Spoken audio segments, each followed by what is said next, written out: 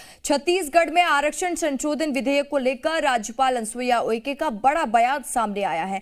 उन्होंने कहा कि नए आरक्षण विधेयक के पूरे परीक्षण के बाद ही वे बिल पर हस्ताक्षर करेंगे। उन्होंने बताया कि 76% आरक्षण वाले इस नए बिल में सरकार की तैयारियों की समीक्षा करनी जरूरी है, जिसके कारण हस्ताक्षर करने में वक्त लग रहा है।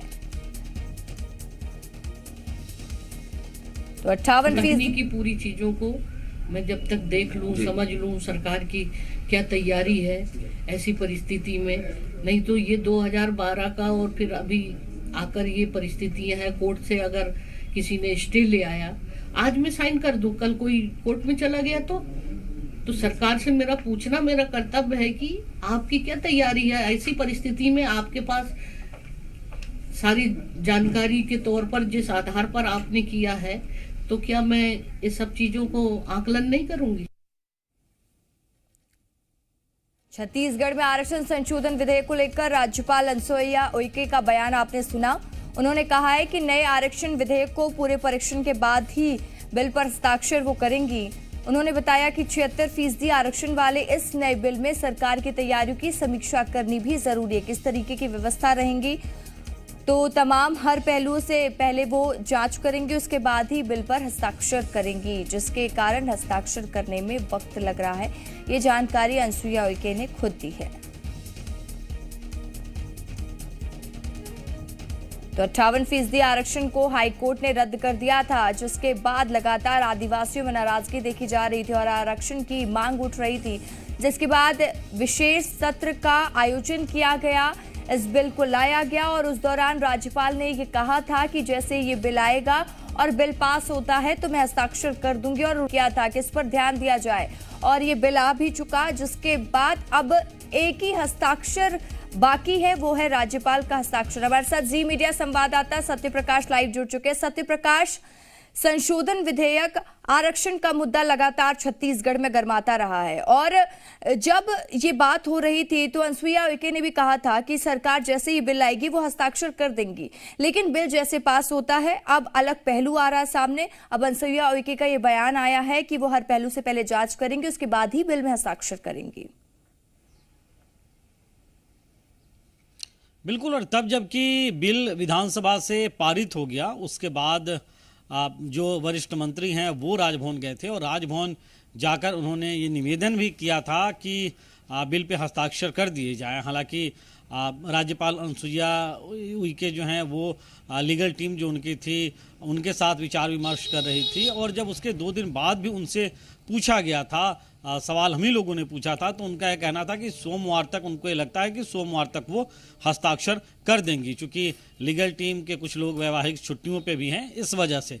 लेकिन इस बीच में जिस तरह से अब चूँकि कई दिन बीत गए हैं और उसके बाद भी अब तक साइन उनका नहीं हो पाया, हस्ताक्षर नहीं हो पाया है, उसके बाद ये सवाल फिर से जब आज किया गया धमतरी में, तो उन्होंने कहा कि क्या इसकी कानूनी चुनौतियां हैं, क्या कुछ हैं, इन तमाम चीज़ों को लेकर वो देख रही हैं, अभी विचार विमर्श कर रही हैं, अध्ययन कर रही हैं, और उसके बाद ही इस बिल पे साइन करेंगी।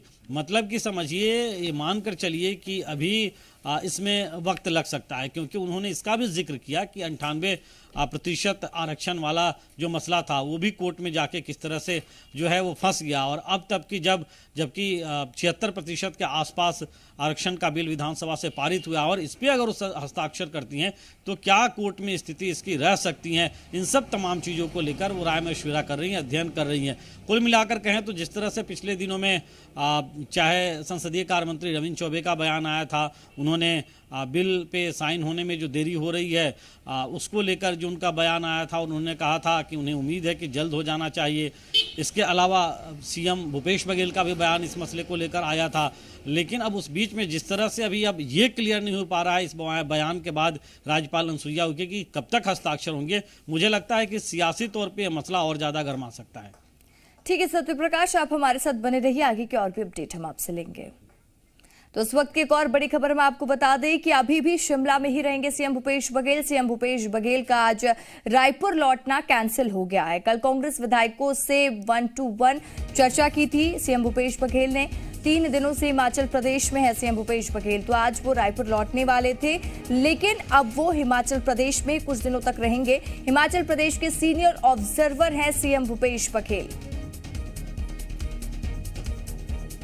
हमारे साथ जी मीडिया संवाददाता सत्यप्रकाश लगातार लाइव जुड़े हुए हैं। सत्यप्रकाश, आज सीएम रायपुर लौटने वाले थे, लेकिन अब ये जानकारी निकलकर सामने आई है कि वो कुछ दिनों तक हिमाचल में ही रहेंगे। क्या कुछ जानकारी?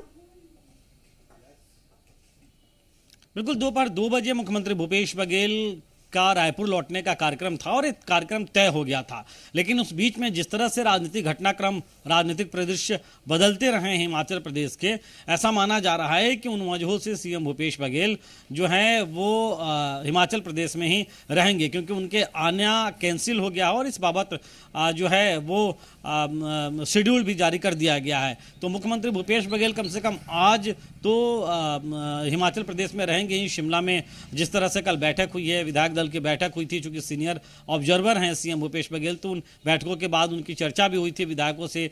इसके साथ साथ कांग्रेस के राष्ट्रीय अध्यक्ष पे छोड़ दिया गया था, हाईकमान पे छोड़ दिया गया था कि आखिर मुख्यमंत्री किसे बनाया जाता है। लेकिन जिस तरह से वहाँ पे स्थितियाँ दिख रही है, अलग अलग खेमे में अलग अलग जो बड़े नेता हैं वो बटे हुए दिखाई दे रहे हैं। उस बीच में कैसे एक राय, एक नाम पे बनाई जाए, इन कोशिशों में तमाम जो कांग्रेस के वरिष्ठ नेता हैं, जिनमें चाहे प्रभारी की बात करें या पर्यवेक्षक, सीनियर पर्यवेक्षक के नाते सीएम भूपेश बघेल की बात करें, उनकी बेहद महत्वपूर्ण भूमिका है और ये मानी जा रही है कि आज भी उन्हीं कोशिशों में तमाम ये लोग रहेंगे। सीएम भूपेश बघेल भी उसमें रहेंगे और एक राय बनाने की कोशिश होगी किसी एक नाम पे।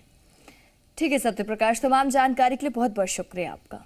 खबरों में बने रहने के लिए आप हमारे फेसबुक, ट्विटर और इंस्टाग्राम पेज को फॉलो कर सकते हैं। लेटेस्ट अपडेट के लिए आप हमारे यूट्यूब चैनल को सब्सक्राइब भी कर सकते हैं और हाँ, बेल आइकन पर क्लिक करना ना भूलें।